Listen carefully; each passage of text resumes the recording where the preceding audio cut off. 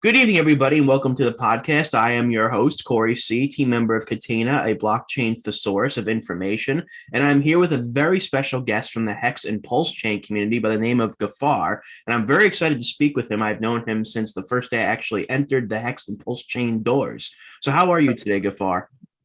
I'm not doing bad at all. It's actually a very good day. Been ill, but I made sure I got myself prepared for this interview. I'm glad, and I'm glad to have you. I mean, I've really wanted to interview you for a while. We're in a lot of the same Telegram communities. I love your insight. I love your extroversion. So I'm really excited to speak to you about Hex, PulseChain, and cryptocurrency as a whole. Yeah. So let me ask you this. In your opinion, being in Hex, being in Pulse, being in cryptocurrency, where do you think the nature of crypto is and blockchain is right now? And have we achieved mass adoption at all, or do we still have a long way off? That's a very good question, Corey. I'm gonna start my answer by saying this: to achieve 1% of any industry successfully and keep it growing, you have somewhat of a network, right? And with cryptocurrencies now, we've gotten over that threshold where there are enough people in the space now who've been fiddling around, learning, gaining, losing, whatever it is, all the experiences over the last 12, 13 years. I think cryptocurrencies are in a place now where, as a subset of the entirety of blockchain, I think we figured out how to find meaning with cryptocurrency, right? And that meaning could be money over the internet, money through peer-to-peer networks, figuring out how to barter in a digital environment. And I think it's been absolutely exceptional in that space. For the people who've been around for a very long time, those people have gotten a chance to play more in the space then, let's put it that way, or do more business, right? For the newer people that are just coming on for whatever the reason is, okay, you decided that you've heard about this thing long enough, or somebody told you about it, or a friend wrote, buy Bitcoin on a napkin or something. For those people, it's gonna be the same ride. So brace for impact, it's gonna be wild, it's gonna be crazy. But I think we're at a point now with crypto where most people who get involved in this space should remember that the fundamentals still do matter. And it's important before you go on a train ride to know the rules of engagement before you get there. Outside of that, brace for impact. It's going to be crazy rides, man. It's going to be fun. Yeah. I absolutely agree. I think that's fantastic advice. I think fundamentals do matter. I think that we've seen fundamentals matter in a lot of different projects that, I see people saying that, oh, fundamentals don't matter. It's all hype. But the thing is that I kind of disagree with that. I think that fundamentals and hype are the formula. I think it's a amalgamation of both because without fundamentals, Solana wouldn't be in the top 10. Without fundamentals, Binance wouldn't be in the top 10.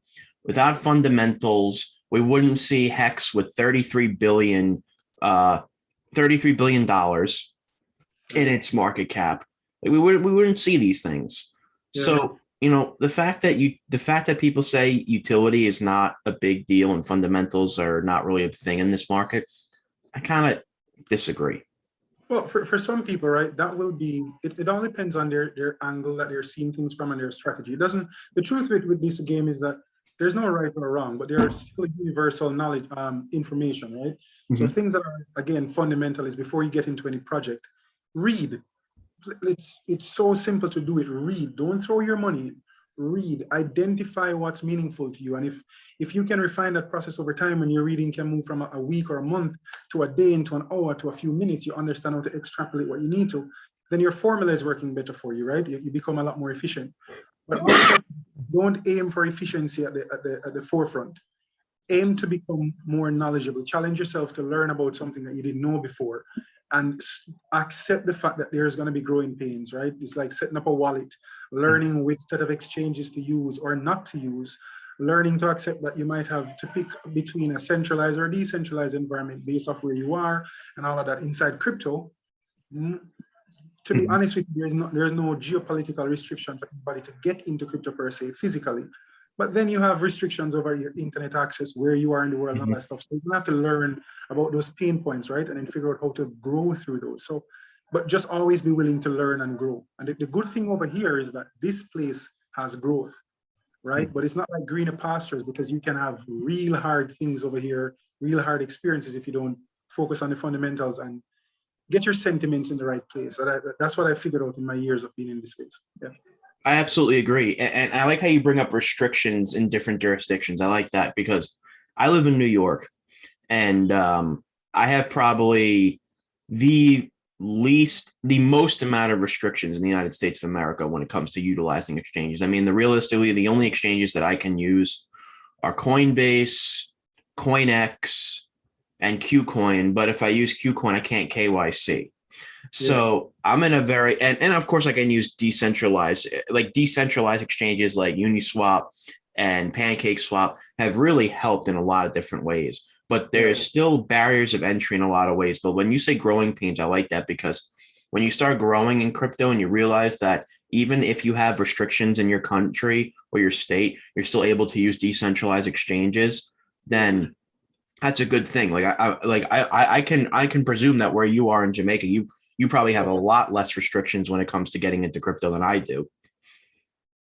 Corey, I've been in this space for quite a while, a few years, a couple of years, most of it. I can tell you that those certain aspects have gotten easier. Mhm.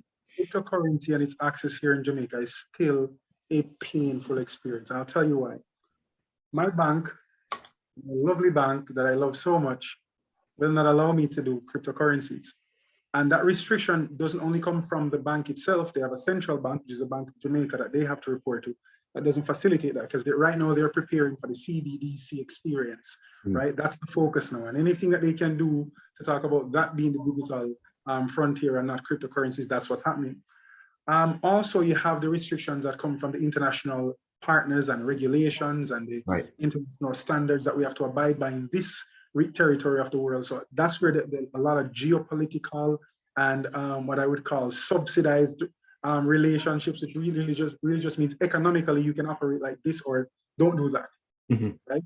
So those restrictions still exist to this very day. And it's been 11, 12, 13 years, really, if you look at it like with a project like Bitcoin. And most of Jamaica, one, doesn't know about it.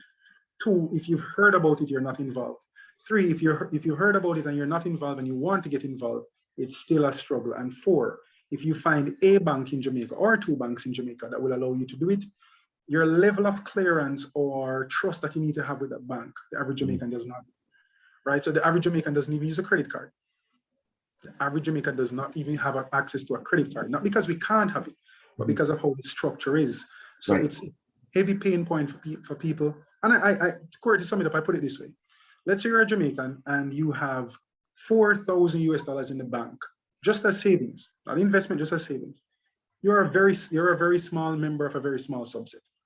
So if you have access to $1,000 and you have that in the bank as saving, the bank is going to give you 0.7% for the year. Okay. What does that do for you? Because when inflation kicks in, then that value is going to get deflated for the customer. It does nothing. Yeah, it does nothing. So you end up with less than 1,000 at the end of the year. But that's how most people get to interact with banks now. And if you do have investments and all that stuff, well, your brokerage firms don't want to encourage you doing cryptocurrencies because they also do. And the truth is, there's no money in it for them to manage services. Like the moment I tell you to set up a wallet and link it to your bank account and buy your cryptos, what the hell do I have to do with your transactions? Nothing. It's a one-time service, right? And their business is recording people, right? There are many things that they want to charge you for. So it's a dynamic that's affecting their business model, and I understand that. While all that is happening, people still need to get involved in this space. And the truth is, over the years, I've learned that I'm not going to be able to get everybody on because that's not my job. My job is when it comes a time when I'm building tools in this space and projects too, which I do have intentions for, is to facilitate the guy who is prepared to get over here, whether or not he has the money or not, but he puts himself in the position to say, that's where I want to go and that's where I am going. Now, how do I find the right people? And that's when I can do the hand holding and say, look, I'm over here. You want to come up? I can pull you up. That's how I define my job now. Yeah. No, that's a fantastic way of looking at things. I really appreciate that. It really is.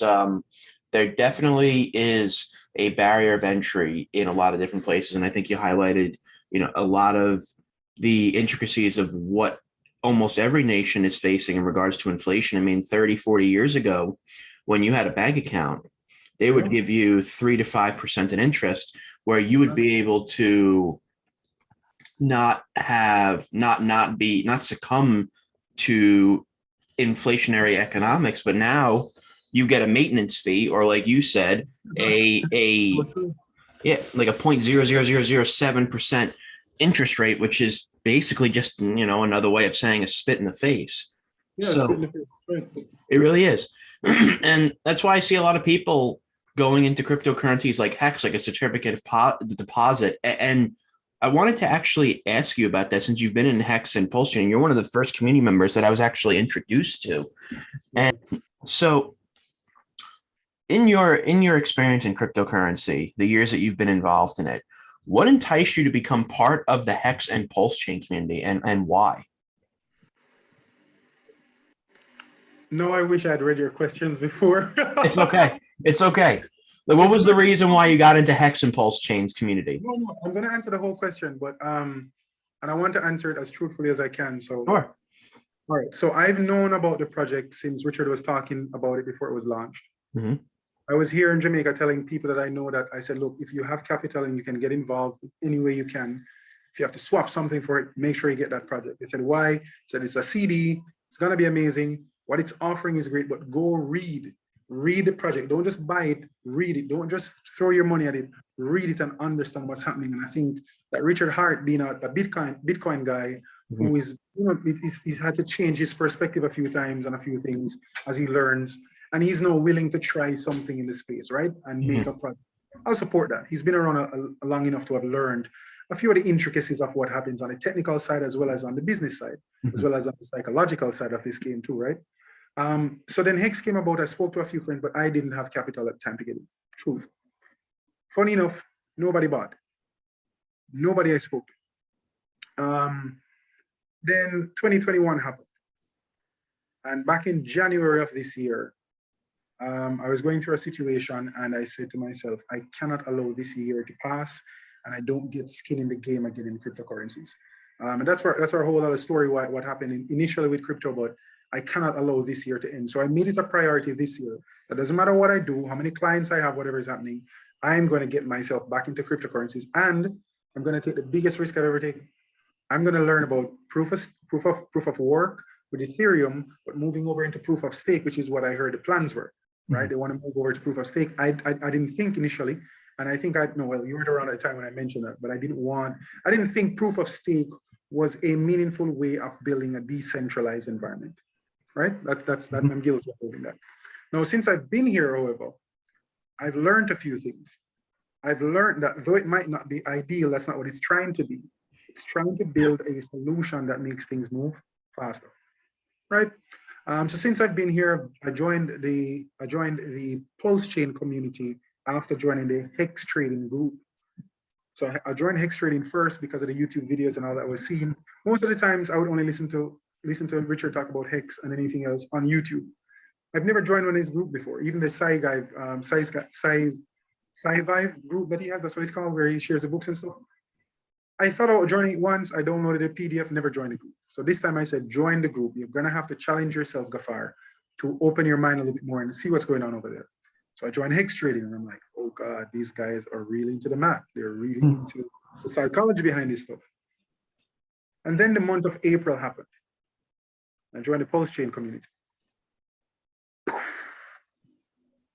And I joined PulseChain because Richard, I remember the video he was talking, and that night when he was talking, for the first time since the first time I heard about Hex, I got really driven by this PulseChain situation. But for me, it was my Bitcoin 2.0 opportunity. So that means is that I had my Bitcoin 1.0. So why did I think PulseChain was my Bitcoin 2.0? Well, functionally, he built Hex, but Hex has a major issue.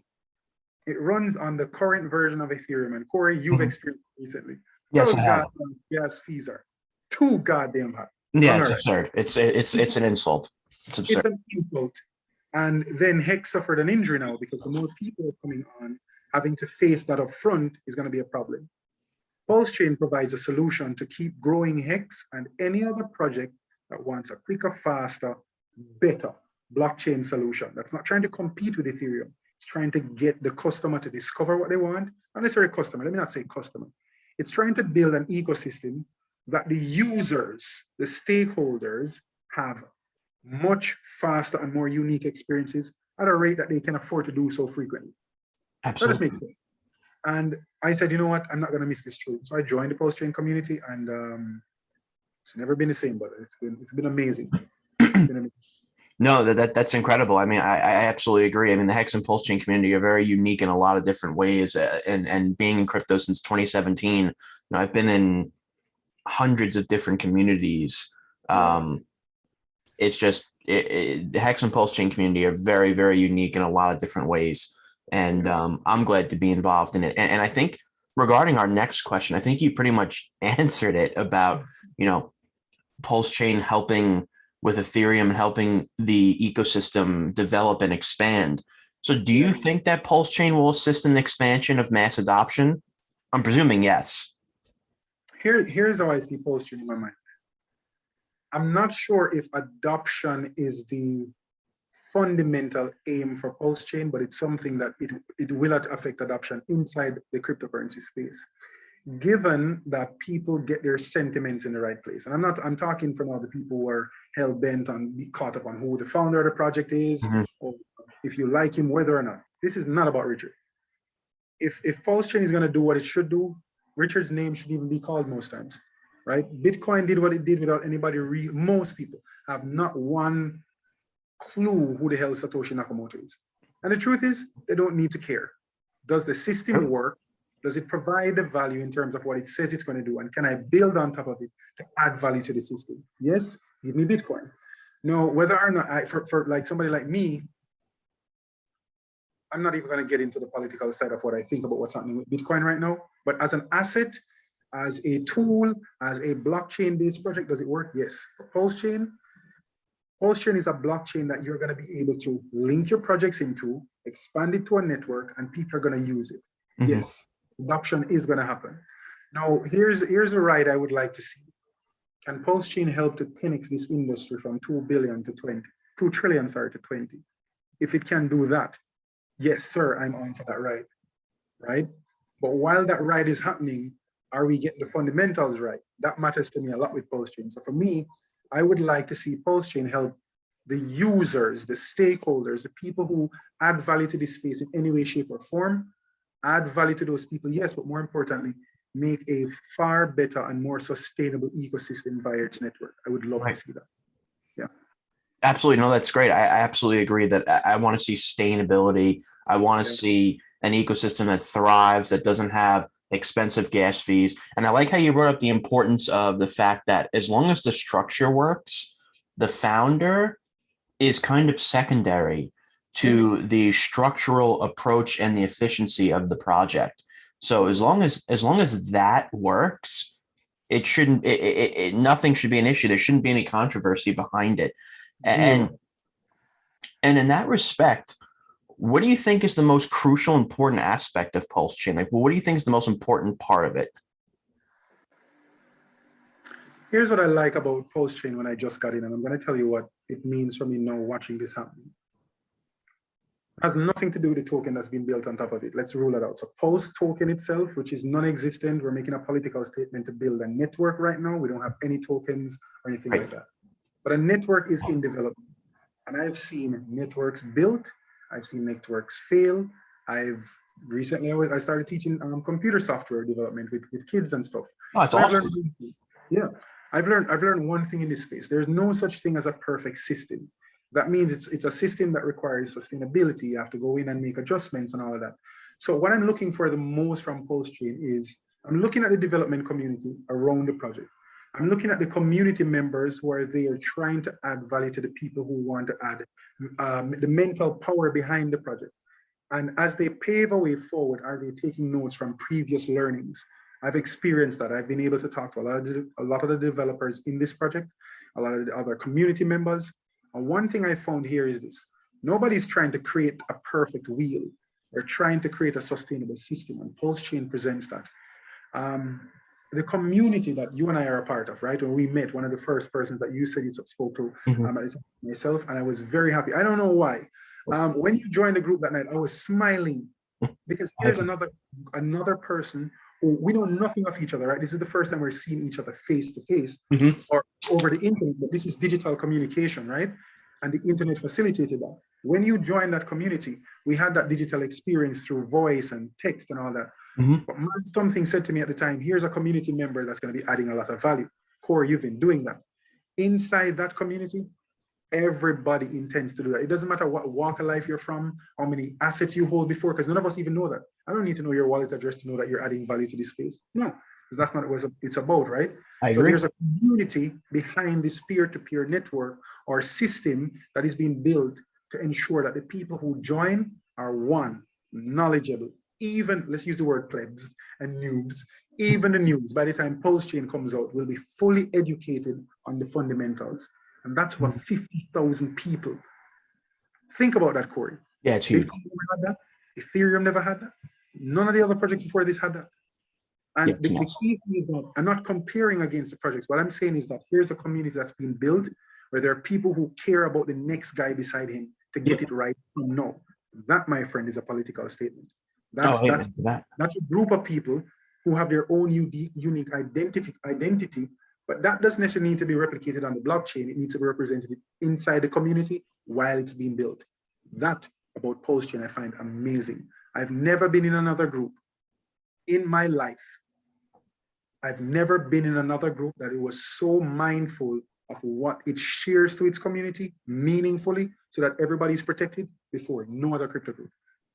That's incredibly powerful. That's an incredibly powerful statement. And it's very true. I mean, when you say 50,000 people, I mean, 50,000 people, that's the entire population of the town I'm in. And the town I'm in is a very large town. So, and the fact that everybody is mindful and looking to help people, I like that. That's your main ethos on why PulseChain. That's the most important aspect of PulseChain, because a project is only as strong as its community. And without its community, it doesn't matter what the tech is. Yeah. The likelihood of it succeeding is very, very close to none. So PulseChain, the good thing about PulseChain and Hex is that they complement each other, because you have the Hex community that's basically the sister community of PulseChain and vice versa. And they're working together. I mean, and Hex is a massive community and PulseChain is a massive community. You said you got into PulseChain's community in April. I didn't get into PulseChain's community. We're in November. I'd say, mid-September, early September, around there. Yeah. So now let me ask you this. Now, you brought up Richard Hart as a founder, and you said that it sometimes it doesn't really matter if you know the founder, as long as the blockchain system is efficient. And I agree with that. But we can't deny, unfortunately, that Hex has had controversy in the past months. And why do you think that is? Like, what's the reason? I mean, I don't see any reason, but many people do. But if you don't mind, what sort of controversy have you been hearing? And let me see if that's sure. Like reference that, or if I've heard that before. Absolutely. So before I got into Hex, the main things I used to hear were it's a Ponzi scheme, it's Hex 2.0. I mean, it's BitConnect 2.0. It's Richard Hart can't be trusted. And I never really saw it that way at all. And I never understood where those discussions came from in a lot of respects. I kind of don't understand why, people came at Richard Hart when he was a Docs developer. I mean, Docs developers are kind of one of the best things that you can have, because you know who they are. That's one. Two, I never saw a community with such passion about a project that, I don't know, I never really saw Hex. I never saw the reason why people would say it's a scam. But then when you look at Google, like even today, like CoinMarketCap, it's owned by Binance. Why has Hex been number 201 on CoinMarketCap for the last 4 months when it should be number 4 or 3 or 5? Well, here's the funny thing about that, right? One of the things I've learned to do over the years, Corey, is when it comes onto the internet and people's sentiments, or you heard me make this statement before, getting your sentiments in the right place. Mm-hmm. Most of the people saying this have no clue who Richard are. Mm-hmm. Where could it have came from? Now, I have not done that study to find out where did the first scam story come from. Maybe it's something in Richard's past. I don't know. Not my problem. Maybe it's something that, something happened with a previous project and it didn't work. Mm-hmm. I don't know. Truth is, I don't care. What a person is bringing forward at the table right now, does it adhere to certain principles? For me, there are certain verbs that I listen for when people talk. it could be Richard, it could be myself, my mom, whoever you are, it doesn't matter to me. Mhm. If I hear those verbs, okay, and something ticks in the mind, now my job is to go do what? Go read. When I heard about Hex initially, I couldn't physically read a document because there wasn't much document. Richard was talking about what he was planning on doing, Mhm. right? So he's going to build somewhat pretty much what Bitcoin should have been on the Ethereum blockchain. So rather than going and worrying about the guys over at Bitcoin mining and all this blockstream stuff and everything that's happening, whether or not you agree with it, I'm going to do it over on Ethereum with that nerdy kid called Vitalik, right? With his blockchain. And I don't even need to know Vitalik personally. I just need to go use his tool. Mhm. I don't have to ask him permission. Once I follow the principles, I build the project. Now, when the project was being built and after the project was being built, since its launch, it's been doing what it should have been doing. Now, most people don't ever do forensic research on projects, being able to extrapolate and make things up, so they don't know. And I'm guilty of that too. Me I'm too. not that person. So I don't know where that came from. For me, look at the project, I don't care about Richard. In that light, as a human being, I'm great that he's alive, and I'm grateful that he had the idea to do this, right? You build pretty much what Bitcoin is, because it was called Bitcoin Hex, if everybody remembers that, right? That's what it is. Yeah, right? And you're going to build it, and you're going to make it a certificate of deposit that pays you an interest for holding and for staking and locking it away for a period of time. And, there are penalties if you don't get it right or wrong, but the system has to decide that, right? It's a protocol. Let the protocol work. It's been working. And it has had its issues, and they've been addressed. And there are more issues surfacing right now, Corey, and they are being addressed. There is possibly a political statement that's being made now to build a much better ecosystem for projects like Hex and others to run on top of, called PulseChain. Oh, he did that too. I'm grateful for that. No, I don't care if he went to prison before. Whatever his crime was, he served his time. So this project has nothing to do with that for me. No, it doesn't mean I'm going into a project ignorant of the fact that what if there's something that should be concerning? So unlike a regular company, blockchain operates differently, right? If the founder of this project wants to do something, it requires other people's opinions to build it out at a certain pace. I like that.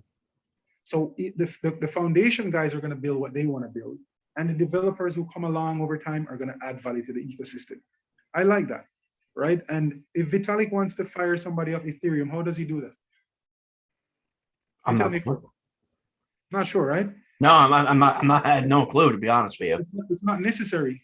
The votes will happen, whichever protocols need to be added or subtracted by the community of developers, they choose that, right?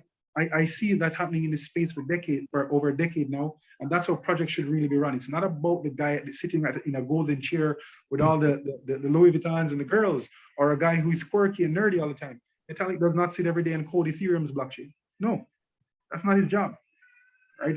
It put together a set of principles or strategies that could work with a blockchain, and it's been working. No, does it have pain points? Yes, and PulseChain probably have the same things in the future. But that's how blockchain should work. You should be able to build a project and give it to the community to do what they want to do, to keep it peer-to-peer and allow people to build on top of it at will. Yeah. That's a fantastic synopsis. Like, that really is. Like, that. I love your focus. And this is something that I really like about the Hex and PulseChain community, is the focus on communal governance. I like how there's more of a focus in the Hex and PulseChain community on the community building out the blockchain than expecting the leader or the founder to basically not only create the guiding principles, but expand the blockchain ecosystem. When, that could play a part, but realistically speaking, community governance is so important, especially in a proof of stake protocol, that I like that. I like that that's your main ethos that you're conveying, because it's very important. Because when you come over into this community, right? Look, let's use Ethereum for the sake of using Ethereum. It's a governance contract, right? It's pretty much what it is. Who is going to do the governance? It's not who anymore. It's what contributors are putting the necessary tools together. Right. That's a community of developers and different stakeholders adding value to the space as time goes along. Right? And it's funny that I did this now, because that's the pulse of the blockchain working. That's people adding value. Now we have PulseChain coming out. It makes so much sense. There is a community already adding value to fine-tune the necessary details that provides equity for the community. That's all it is, right? And hopefully when that project gets built and the public now has the option to go ahead and use it for whatever they want, the members of the public become stakeholders, developers, contributors to the space, adding projects on top of it. And Corey, you and I can talk about this a little bit later. There are some very cool projects that are looking to launch on top of this community already, right? Of course. Yeah, with 50,000 people in the background just waiting. Absolutely. So and that segues into our next question is like, where do you see Hex and PulseChain in 2 years from now with all these different projects being built on PulseChain? Very good question. Can I not comment on Hex? I want to comment on Pulse. Sure. Go ahead. All right, let me comment on Hex last and then PulseChain first. Sure, yeah, you do your thing, man. So 2 years from now, PulseChain will be a junior project, fresh out the womb, ready to run, right? It's going to be loaded with stress points. That's the opportunity. I look forward to that because if the community that we have so far, nobody's being paid for anything, everybody's doing it from their own effort at will to fine tune the little details even before the blockchain launches. The mass adoption, the mass usage of this network from its get-go is going to be beautiful. For the first time in a long time, we're going to see a blockchain being launched with a waiting community. That means there are people on standby waiting to support the continued development and upkeep of this community, right? Show me one community that has had that today. None. So it's a new paradigm, right? When we're going through this process, it's a sacrifice for each person to figure out what am I giving of myself that I'm not expecting a return for, but it will grow into something and be meaningful. 2 years from now, I see the beginning of that meaning being recognized by the current users. But here's the best part. Network effects are beautiful. 50,000 people to 500,000 people is very possible. Now, will it happen in the next 2 years? I have no clue. But if that sort of thing happens in the next 2 years, imagine what it does to the rest of the cryptocurrency community. Absolutely. So we've had for the greater majority of all of blockchain so far, we've had this beautiful project as Bitcoin with a token also known as BTC that's been like a tide in the ocean. Every time a high tide comes, everything goes with it, right? Every time it sinks, it's an up and down. We need a few more of those tides within cryptocurrency. Bitcoin is one, Ethereum is one. For me, Hex as a token has been very promising in being a very high tide. There's that now with PulseChain and the ocean, aka that of cryptocurrency, might have a very few nice tsunamis. It's not just here to kill people, it's here to rise the tide. And every boat, every submarine that was down could rise with that tide. I love that analogy. Very cool analogy, because that's what I'm looking forward to in this space. Corey, for me, when I got involved into this space years ago, I was a college student, broke ass college student, trying to figure my way around. And some idiot on the internet said to me, "Hey, have you heard about Bitcoin? You could set it up, you can run it on your laptop." Back then you could run Bitcoin on laptops, right? So that's how I got involved in this space. Look at how many other projects, how many other tokens, how many other protocols are here. Right. We have stuff like the Shade Protocol and Secret Network and Tellus and all of these different things that are coming out because of the works done before and then where we need to go for the future. It's Absolutely. also going to be a very serious political statement with the next, what I call it blockchain 1.1. It's not blockchain 2.0 from year 3. It's 1.1.1. That's where we are. And some of the projects that are being built right now and what it offers are going to be massively important to the next wave when we move from our current value of 2 trillion up to 20 trillion. Like a lot of things are going to have to change. We're going to have the tug of war between regulation and the desire to stay decentralized and peer-to-peer networks and centralized networks and exchanges. And it's going to be a beautiful set of battles moving forward. But the overall benefit of this space when PulseChain and other projects of its kind come out and do what they do, it's going to be massive, Corey. I'm looking forward to that, right? Oh yeah, no, absolutely. It's going to be massive. I never thought I'd hear the two words "beautiful" and "battle" in the same sentence, but that really sums it up perfectly. It really does. That we're going to see, like, this is it's in a space that's really in its infancy still. So we'll be able to see, what happens in 10, 20 years time, where this market goes from 3 trillion right now to upwards of 20, 30, 40 trillion, because right now $3 trillion in the long scheme of things, it's a lot of money, but it's not a lot of money. When you start seeing like blockchain getting into 10, 20, 30 trillion, like that's a global statement that this is a industry that does have the chance to rumble the traditional financial institutions of the day. So that's very important to me. And this is something actually very interesting that you brought up as well. I've never had someone do this before, but I know you have two questions for me, and I'm actually very excited to answer them. So definitely, I'm definitely happy that you're going to answer these questions before we go to the last question I want to ask you. So definitely, I'm all ears. Well, so the first question for me was, right, I wanted to know what were some of the most relevant or insightful bit of information you came across recently within crypto or within Hex or PulseChain, whichever project it was. What's the most insightful bit of information you came across recently in this cryptocurrency space?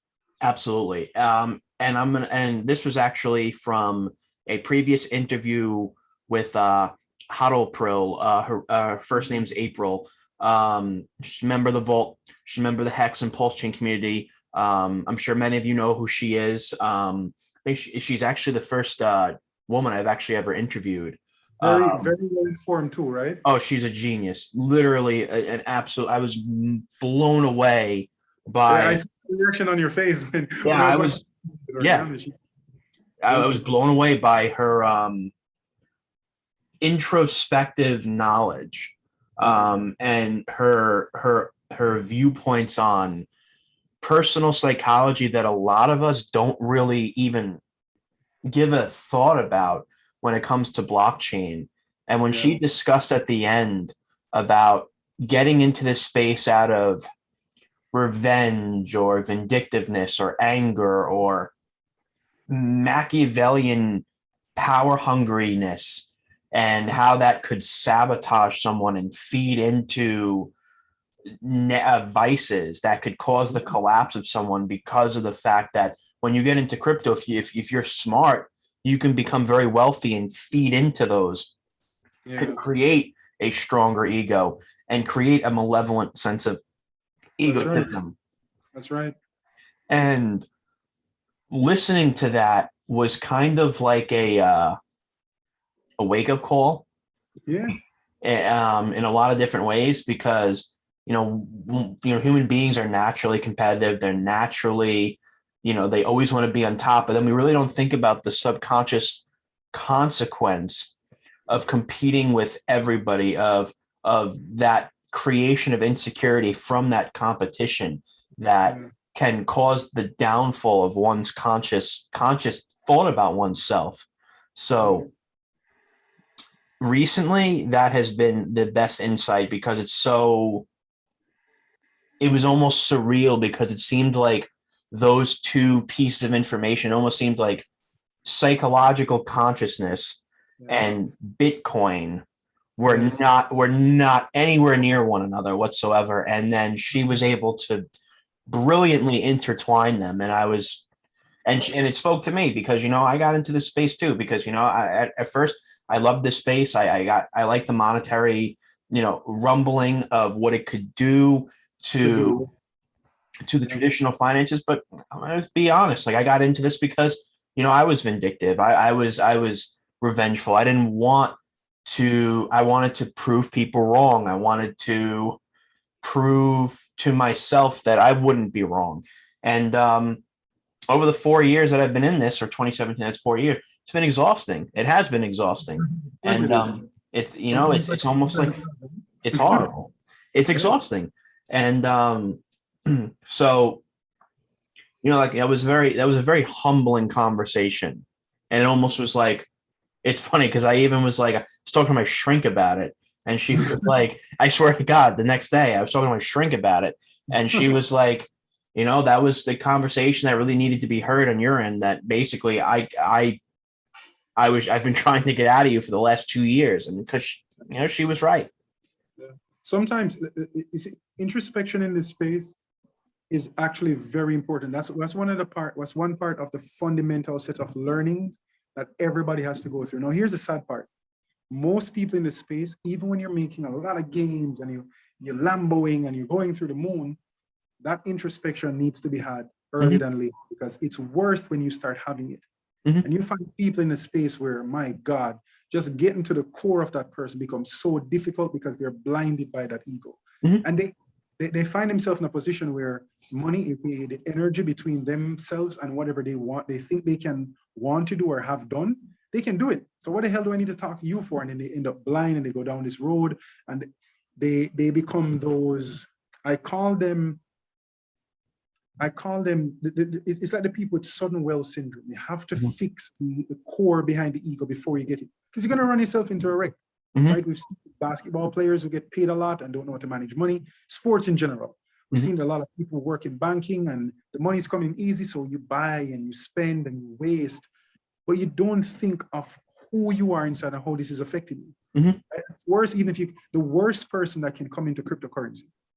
And I'm not talking as the individual, I'm talking the ego behind the person, the mask that they wear, right? It's the person who comes in with the small man syndrome, the small man problem, the man who thinks he's never had anything, so he needs to gain everything or get everything. So then it becomes simply about a paycheck to pay for a livelihood. And that guy starts swing trading everything and wasting his money over here and forgetting that there are principles to this. You might be able to put your money in the bank and put 1,000 in and end up with $983 at the end of the year, or $993 at the end of the year. Or you put it in crypto, $1,000 this year, and in 12 months from now, you have $100,000 worth of exchange value for your tokens. It's not a price, it's an exchange.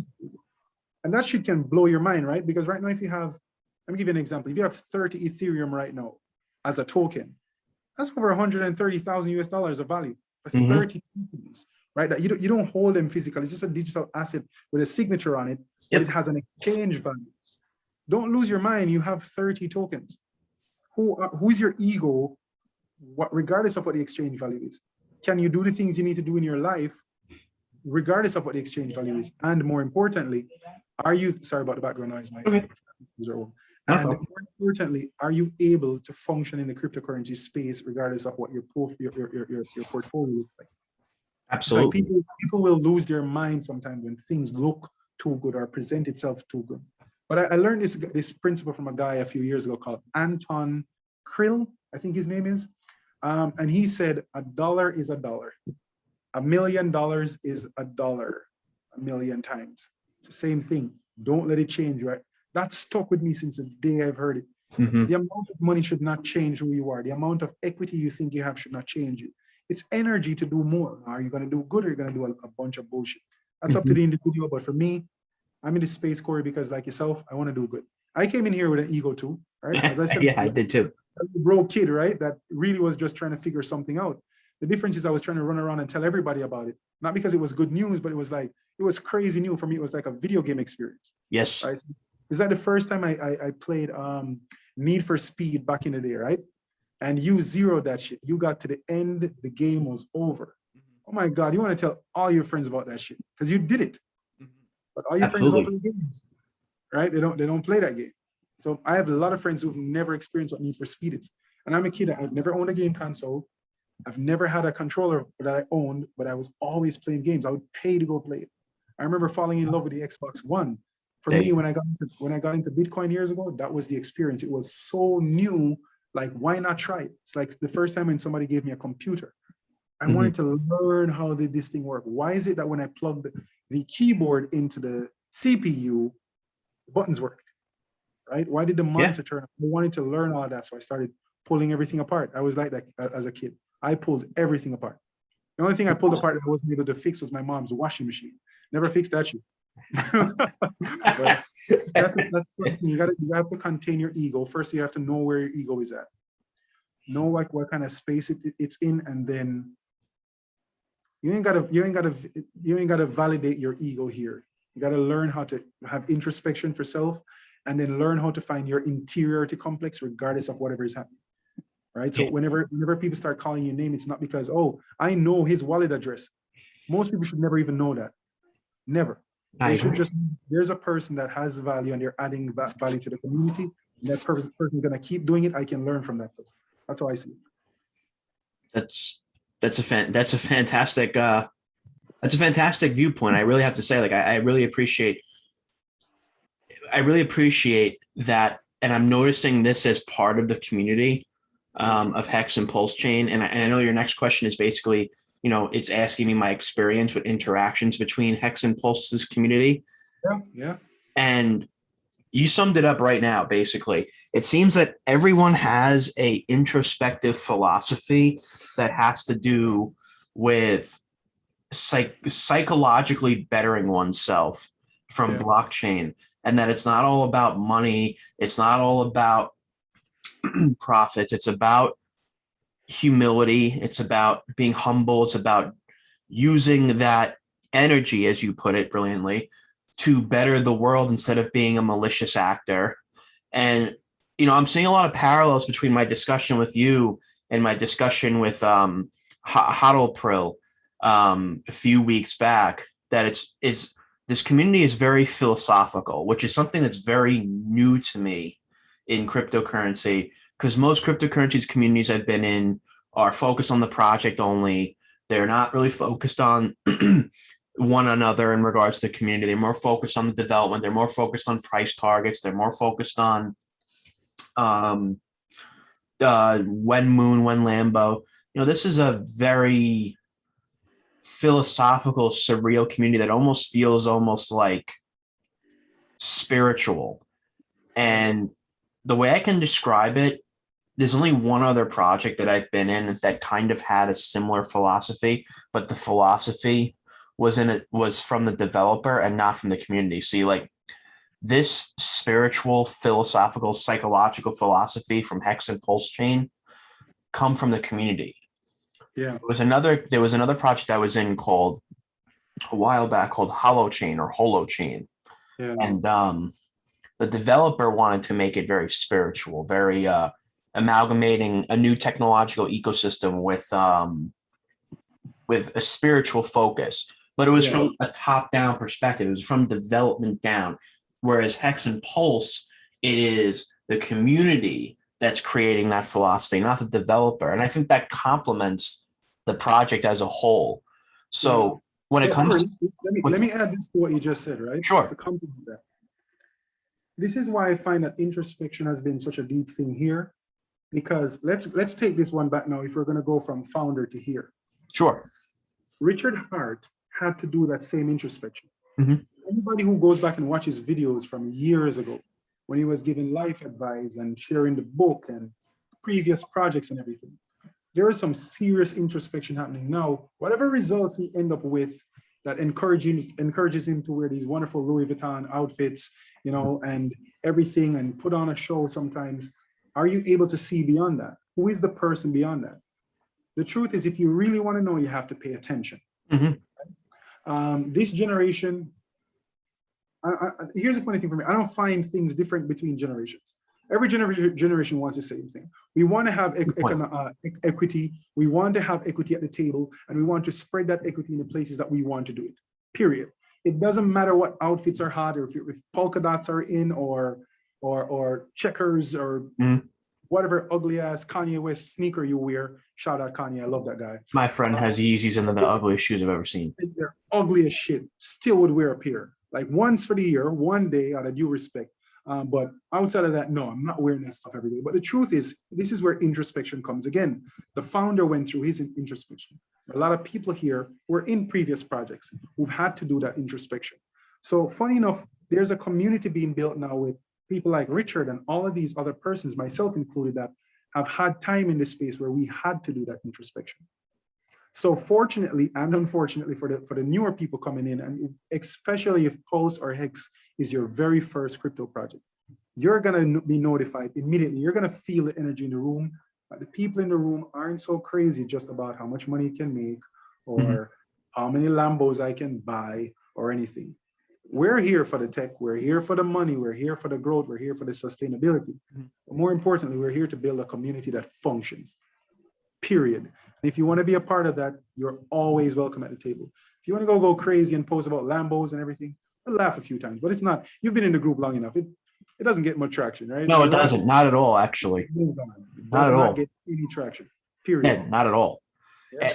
And in that respect, since you brought up the community, for my last question for you is, what do you think these communities, Hex and Pulse, could do to better complement one another, like to strengthen one another?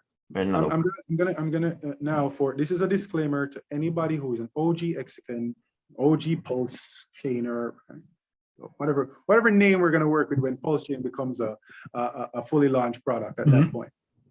One of the things I find is that, and this happened to me, but this is why I can call it out. When you've been in a community long enough, there are times when things get repetitive. There are times when things become challenging to talk about again, and sometimes I've seen a meltdown. So I've gathered a nickname so far in the community as the diplomat, or which I'm not trying to be. No, you've done it quite well. I see it. Right. And the thing I find is, Corey, sometimes because this is our other thing with introspection, right? Expectations. We expect that people should know. And I like to reiterate that people don't have to know. Our job is not just to tell somebody, but to be educated by the person that we're trying to teach. We have to learn how that person learned. Well, not necessarily because of the individual, but because of where we want to take the community. We need that person to educate us so we can educate them. And when the newer people come into the group, sometimes, man, it gets heavy and everybody's asking the same ass questions. And you want them to go and read the pin messages and go actually read and stop clicking on random links because they say, here's a free eardrop. Go read about the project. We want people to do that. So anybody that's listening to this is what the Hex and Pulse community could do a lot better. We have a very diverse, we have two very diverse groups. And don't get me wrong, there are guys all about Hex and don't care about Pulse either, because they're so focused on what Hex is doing that we on the Pulse side, we're going to have to mature to understand where they are. But they're also going to have to mature to understand that PulseChain is going to have to invite the guys who really care about Shiba Inu a lot, right? How do you cope with that? And the guys who post on TikTok all day. Because to them, it's a game. Like, if they're going to come over, it has to be attractive.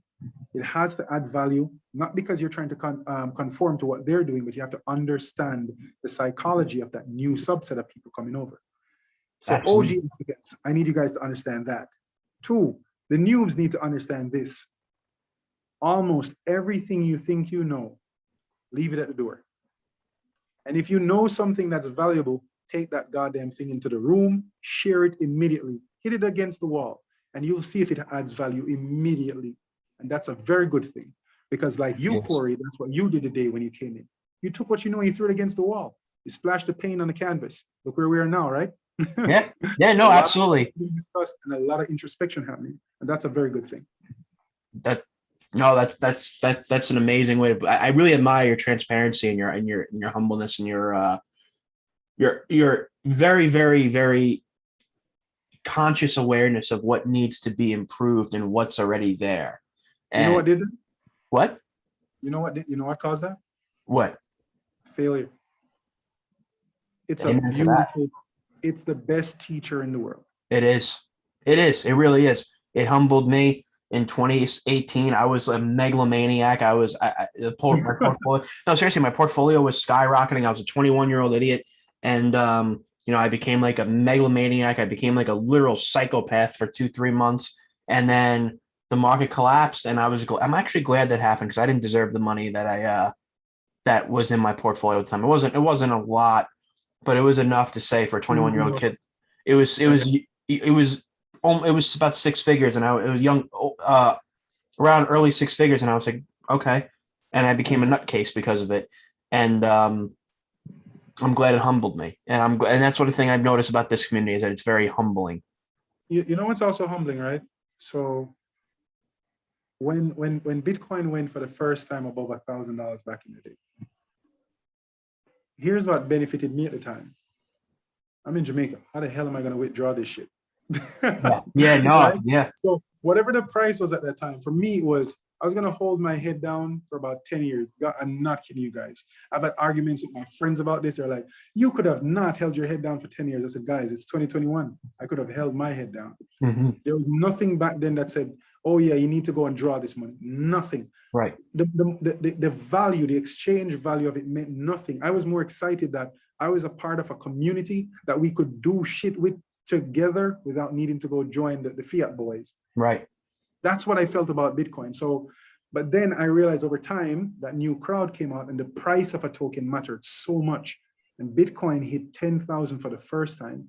That's when I realized that this is a different game. We went 20,000 and we came back down to 3,000, 60,000 plus. Yeah. We came back to 28,000. And I asked those same people, what have you learned this entire time? So, well, the price of Bitcoin can really wreck you. I said, Bitcoin never wrecked anybody. You had the same amount of Bitcoin that you have not figured out how to do business with other people using Bitcoin. Forget about your fiat. Figure out how to become crypto wealthy and not fiat rich. Figure out how to become fiat free and crypto enabled. So if I need to use Bitcoin to spread my wings and build free rides right across the board, thankfully to people like other members I've learned that from in the community, why am I worried about having fiat?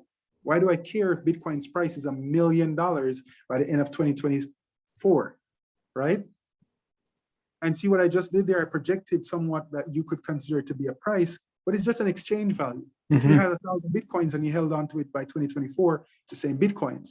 So now you got to figure out what you can do with that much energy at that point. Do you care to spend it? Do you want to build businesses through it? Do you want to enable services? And that's what I would like to see. The decentralized services that I see being built inside this space from where Bitcoin came from and all these other tokens and projects and what we can do and bridges and swaps and secret networks. I'm very positive on secret network. I'm smiling, right? No, I'm happy because I love the interview I did with Carter. It's so important to just recognize that there is so much to be done. You're gonna have the holdership of some tokens, and you can pay for it whether with your cash or with fiat or with another cryptocurrency, and you can build yourself enough roadway and runway in front of you to go and add value. That's what I would love for the noobs to understand with crypto. It's not how many Lamborghinis you can buy. It's not how many Teslas you can buy. It's not how many Rivian. Shout out to Rivian. I really like that truck. I'm going to get one day, right? It's how can you help a company like Rivian extend its services in the Caribbean by enabling more users or stakeholders to grow enough in a community where they can buy a Rivian and it's not a problem. That's what I would love for people to recognize. I want to be able to walk in Jamaica, right, Corey? Almost every street has a Chinese guy or an Asian who owns a store. I have nothing against him. But I wouldn't mind if tomorrow morning Mr. Chin would be willing to do, and I'm not calling all Asians Mr. Chin, I'm just saying it how we do it in Jamaica. I wouldn't mind if Mr. Chin was able to take payments in crypto. Right. Right, so that I can do some business with him. And when I want to sell him 2 containers of rice, I can have my trade done and he can pay me in crypto. So I start receiving my payments in crypto, right? That's what I would like people to understand, that is possible within this space. It's literally every facet of the human existence over the internet on a distributed ledger, calculated in a protocol system built on a blockchain, on a network called a blockchain, and you can use it to live and grow and build. And when people understand that, 20 trillion is going to look like a joke. Damn. Yes, sir. Yeah, no, that's a fantastic conclusion, man. That was great. No, that's very true. I absolutely agree. Ghaffar, I really appreciate your insight, man. I definitely want to do this again. This was really great. I look forward to meeting you too, man. Since the night we met the group, it's been amazing, brother. It's been a nice time knowing you. Yes, likewise. I mean, before we conclude, I just want to say Hex and Pulse, the only community where I've actually met someone in real life from the Pulse and Hex community. I met Gunther. So, well, who did you get to meet? I'm sorry, what? Who did you get to meet? Oh, Gunther. Wow, you did. Yeah, he lives like 3 towns away from me. I went out to lunch with him a couple of weeks ago, maybe like 4 weeks ago. Wow. I had my first interaction with somebody last night, Wales only. Right? Oh, nice. Okay. God's child hooked that up. Thank you for that. That conversation last night was amazing. The gentleman is from, his family background is from Dominican Republic, right? DR. And he's a fellow Caribbean guy. It was an amazing conversation. I'm looking forward to meeting that guy too. And I've actually, Corey, just fun fact before we go, right? Yeah. I've been writing out my roadmap for the next 5 years for the people I want to go see. whether by plane, by boat, have a hangout, some meetups, and putting it out here on this street. When we get to 1,000x now, the letter X, 1,000x, the value of when PulseChain comes out and it grows, we're gonna have a party in Jamaica. My treat. I'll be there. I know you will, brother. I'm looking forward to it. Thank you, man. God bless, man. This was great. We got to do this again. We will, Corey. We will. We will. Take care, Ghaffar. Thank you. You take care, man.